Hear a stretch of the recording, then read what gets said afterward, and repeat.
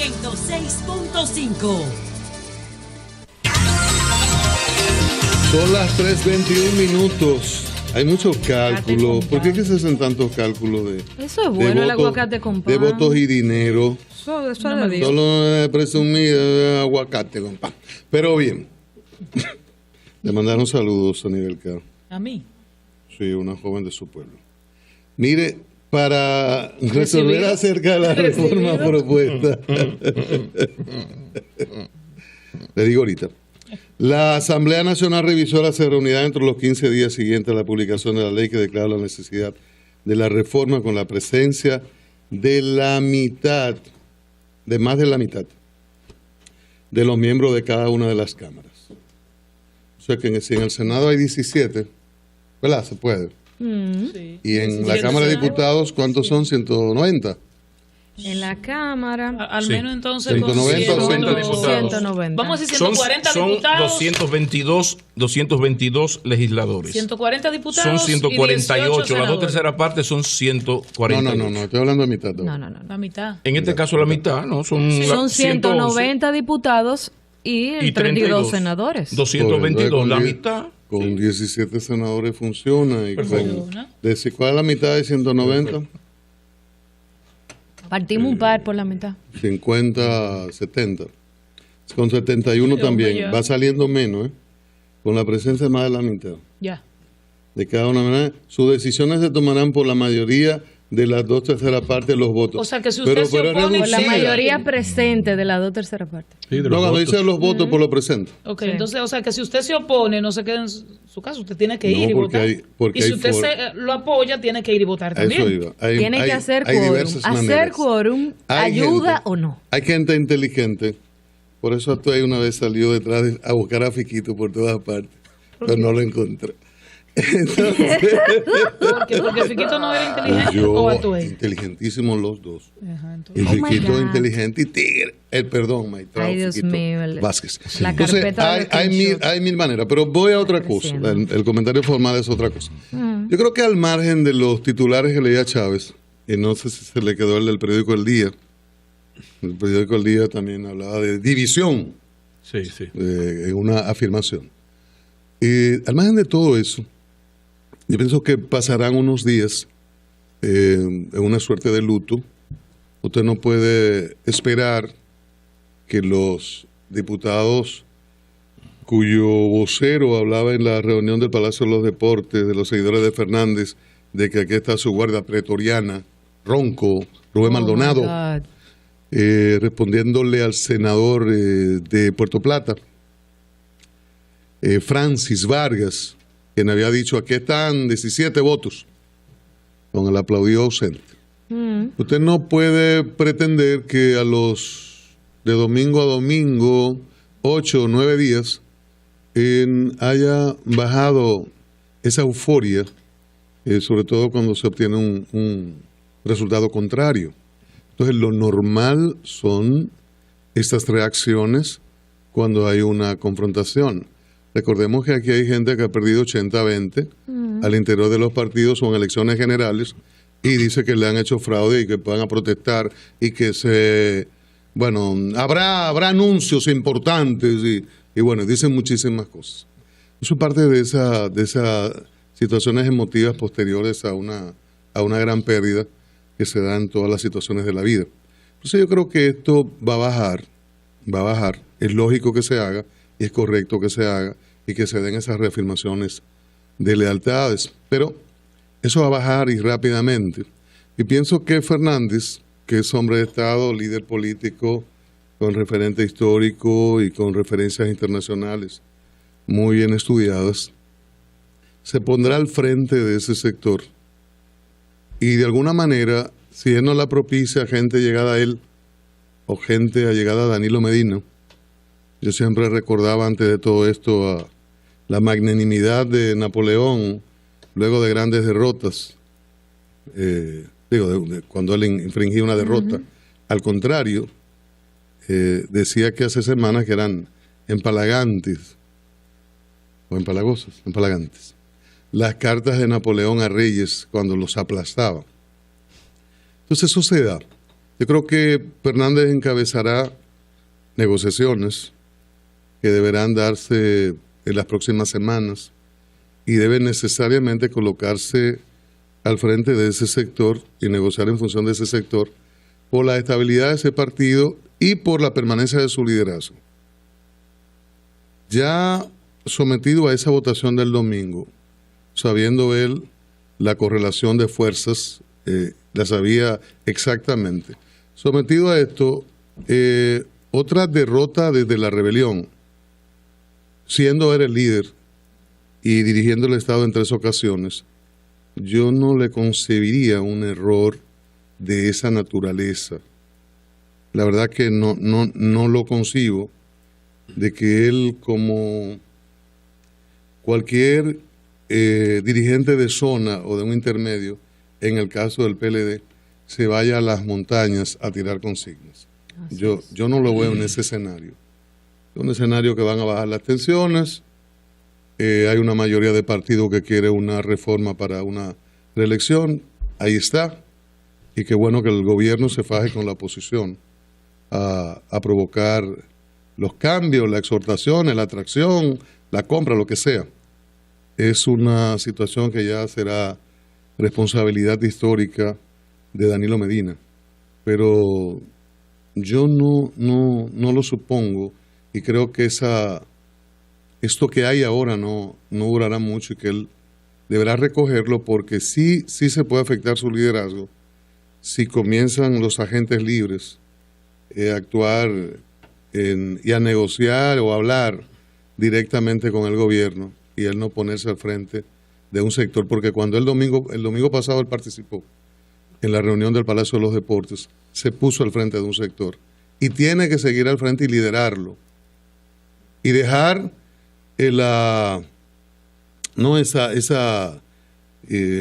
que se liberen todas esas animosidades, pero una vez eso liberado, reasumir el control y encabezar y liderar a ese sector del partido, que es muy importante y que le sigue a él, porque las huidas, las deslealtades están a punto de ocurrir o ya están dando notaciones o señales de humo. Son las 3:28 minutos, don Luis, José y Chávez. Yo quiero poner un acento sobre el tema de moda, que es la propuesta a favor de la reelección del presidente Danilo Medina, pero antes quiero simplemente reproducir una información que recibí de parte de una voz muy autorizada a propósito de una versión que circuló en la mañana de hoy sobre la supuesta posposición de la convención del Partido Revolucionario Moderno. Qué bueno que lo mencionas, porque te iba a preguntar de eso. Hablé con doña Milagros, que es la presidenta de la Comisión Nacional Organizadora, y me dijo, eso no es cierto.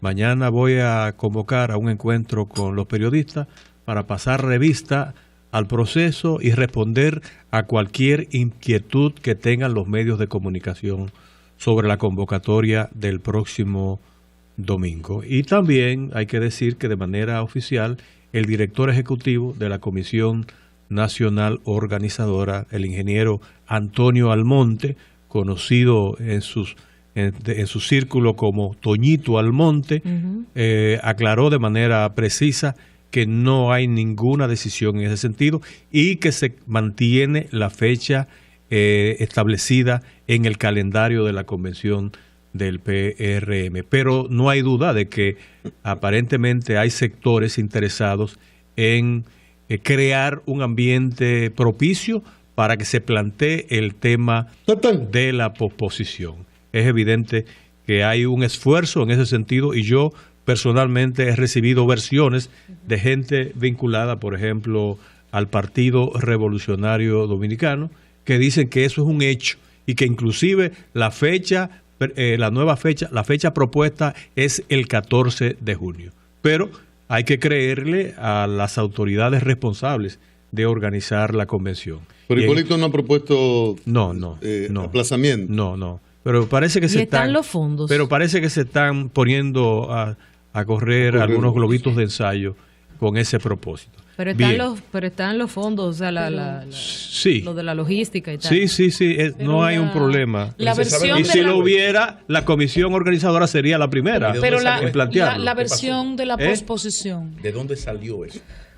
Bueno, eso es del PRD. Rumores, no, realmente. La Secretaría de Bola y Rumores, con asiento en el PRD. Las vías por las cuales ha circulado está relacionada con el Partido Revolucionario Dominicano. PRD. No el PRM. En el PRM ningún vocero autorizado, ni de la comisión, ni de ningún sector participante en la convención ha planteado esa posibilidad. No se ha planteado. Lo que tienen en juego. Pero, claro. Sabe lo que tienen en juego. Ahora, sobre el tema de el proyecto reeleccionista alrededor del licenciado Danilo Medina, que no ha dicho todavía, con su palabra, no ha dicho todavía que efectivamente él está promoviendo y está de acuerdo con la decisión del comité político del PLD.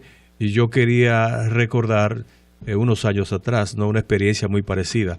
En el año 2002, cuando el presidente de entonces, Hipólito Mejía, estaba en la cúspide de la popularidad, acababa de encabezar la victoria del PRD en las elecciones de medio término, cuando el PRD obtuvo creo que 29 senadurías y prácticamente arrasó en esas elecciones. Y el artífice principal y quien ejercía el liderazgo de mayor rango en nombre del Partido Revolucionario Dominicano en ese momento era precisamente Hipólito Mejía, quien prácticamente no tenía competencia. En el 2002, cuando se planteó el proyecto de modificación de la Constitución de la República para facilitar una posible repostulación del presidente Hipólito Mejía tenía en ese momento un mayor control de la voluntad de los legisladores de la mayoría congresional que la que tiene ahora Danilo Medina. Y hay que decir que a partir de ese momento comenzó a configurarse una situación muy distinta en el PRD. Aunque Hipólito siguió en su condición de presidente y líder principal del PRD, siguió ejerciendo el control fundamental de su partido, en realidad comenzó a desarrollarse un proceso de confrontación interna, y en lo que tuvieron un rol importante la vicepresidenta Milagros Ortiz Bosch, el presidente del partido, Atuey de Cam, y otras figuras del partido. Pero en esencia, Hipólito Mejía en el 2002 tenía un mayor control, un mayor dominio y una mayor influencia en el Congreso que el que tiene ahora el presidente Danilo Medina, que ha comenzado ya a recibir inclusive muestras de resistencia en sectores que hasta este momento habían inclusive mostrado niveles de simpatía o coincidencia con su gestión. Lo hemos visto sobre todo en algunas instancias de la sociedad civil, de manera que el panorama a mí me parece sumamente complicado para el proyecto reeleccionista propuesto por el comité político del PLD. Salud, Yolanda. Gracias. Son las 3:34 minutos. Camilo, no me narre el juego que yo quería grabarlo. Está ganando el Barça. No, de Pablo también. Yo solo. No deje lo de Neymar. Son las 3:34 minutos a nivel Carrosario. Señores, ¿qué fue? Pero tú estás grabando el juego para verlo cuando yo gente sin educación doméstica que da la información a uno innecesariamente. No hay que estar hablando de partido del Barça. Estamos un programa serio adelante, jovencita. Lo que pasa es que tienen la vieja costumbre. Sí. No, y aquí le Correa que venga en silencio a trabajar esta tarde. Que me haga el favor. Señores, hoy el ministro de Obras Públicas, Gonzalo Castillo, déjame informarme, ha dicho que la institución que dirige está involucrada en un proceso de embellecimiento de la ciudad capital. ¿De Ranco Gonzalo? Yo pensaba que era del Anda, Falca. No, de la capital, y que de hecho él da garantías de que en 45 días la capital va a ser más bella, preciosa. Más bella, preciosa y segura. A veces me da la sensación de que estoy escuchando hablando a un alcalde eficiente y no es el caso. Es el ministro de Obras Públicas es difícil en este momento, que está haciendo labores aparentemente, labores necesarias, no digo que no, pero labores que no olvide el centro Los Héroes, que para que sean más efectivas, uno dice, pero qué pena entonces que no hay una coordinación con la alcaldía de la ciudad. No, pero se le convida. Y la alcaldía de la ciudad está concentrada en otras cosas, en otros temas. Lo intentaron en algún momento, cuando se abordó la remodelación del malecón. Obra Pública hizo lo suyo. No, Obra Pública hizo lo suyo y el ayuntamiento no lo hizo. Está feo para la foto. Entonces, eso habla de la necesidad que hay de que las instituciones públicas y las privadas también participen de manera conjunta en la solución de situaciones que nos afectan a todos. No me parece lógico que Obras Públicas esté haciendo una tremenda labor por su lado y que el Ayuntamiento de la capital esté haciendo tremenda labor o débil labor, no importa, por su lado también. Además de que hay muchísimas situaciones en las cuales el ayuntamiento del distrito o de la ciudad que sea tiene como que liderar el proceso del tránsito, así debe ser. El proceso de, inclusive la propia AMET, si este país estuviese más consciente de las prioridades y de las jerarquías, la propia AMET debiera ser una entidad municipal que dependiera de los ayuntamientos. Todo esto entonces para referirme a algo que sí corresponde a Obras Públicas, que la propia Obras Públicas lo ha identificado como un grave problema, pero que se ha hecho poco o nada para solucionarlo. El tramo vial más inseguro del país, no de la capital, del país, es el que va desde el Aeropuerto Internacional de las Américas hasta la entrada de Boca Chica. De hecho, en ese tramo es que se produjeron los accidentes más lamentables en las recién vacaciones de Semana Santa. Se trata de una obra que empezó en el gobierno de Hipólito Mejía, es la propia que empieza en Santo Domingo y que debe terminar en Punta Cana, pero que ese tramo, por la razón que sea, no se ha abordado de una manera integral. Ahí todos los días, muere una persona, sobre todo motorista o peatón. El muro de New Jersey, que es un símbolo de protección, se ha convertido en una desgracia. Los moradores le han hecho aberturas para cruzar con sus motores. Estamos hablando de un tramo que no supera los 10 kilómetros. No hay dos viejos puentes peatonales, y yo le estoy hablando de 10 kilómetros, de un municipio que la carretera, las Américas, lo parte en dos y por ende hay un ir y venir constante, sobre todo de peatones y de motociclistas. Estamos hablando de vidas, estamos hablando de 3 pesos, estamos hablando de tapar las aberturas del muro New Jersey que le hicieron los propios residentes, de una manera inadecuada de solucionar de lo que ellos entienden que es la solución a su problema. Pero, ¿qué le cuesta al Ministerio de Obras Públicas? ¿Qué le cuesta a la alcaldía de Boca Chica coordinar y hacer 5 puentes peatonales? ¿Qué le cuesta hacer un puente para los motores o para carros pequeños? O aplicar la ley, que es más simple. O aplicar la ley. Aplicar la ley solamente. ¿Qué le cuesta? Estamos hablando del peligro que se expone quien transita, que son mucha gente por esa vía. Y me estoy refiriendo a los amigos que nos escuchan y nos ven al tramo que va desde el aeropuerto hasta Boca Chica. Pueden haber otros que menos que más, pero ese es el más peligroso. Ahí tenemos la entrada y la salida de un puerto, de uno de los puertos principales de la ciudad. Ahí está Boca Chica, que es un municipio peligroso, grande, con mucho movimiento. Y ni siquiera eso sensibiliza a la autoridad. Ahí tenemos una universidad como es el ITLA, con mucho movimiento de jóvenes. Y ni siquiera eso sensibiliza. Y usted pasa todos los días y ve la gente cómo expone la vida para cruzar la vía porque no hay puente, o cruzarla por los hoyos, las aberturas, con un motor al hombro. ¿Qué tiene que pasar para que Obras Públicas y las demás instancias estatales actúen en esto? Cambio fuera, Mauricio.